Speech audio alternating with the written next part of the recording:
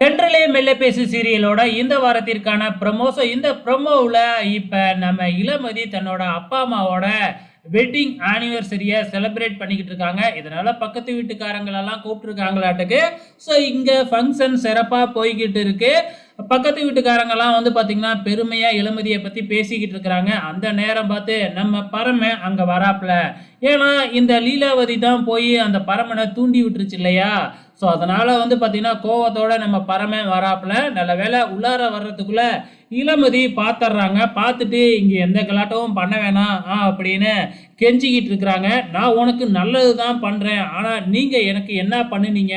பாரு நீ கம்ப்ளைண்ட் கொடுத்ததுனால அந்த போலீஸ் என்னைய எப்படி அடிச்சிருக்கான் பாரு அப்படின்னு சட்டையை கழட்டி காமிக்கிறப்ப தான் நம்ம பரமனோட முதுகுல அந்த தடியால் அடிச்ச தழும்பெல்லாம் இருக்கு.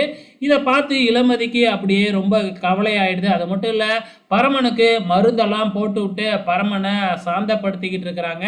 ஆனா இதை வந்து இந்த லீலாவதி வீடியோவா எடுத்து வச்சிருக்கு அப்படின்னு நினைக்கிறேன். ஸோ பொறுத்திருந்து பார்க்கலாம் அப்கமிங்ல என்ன நடக்க போகுதுன்னு.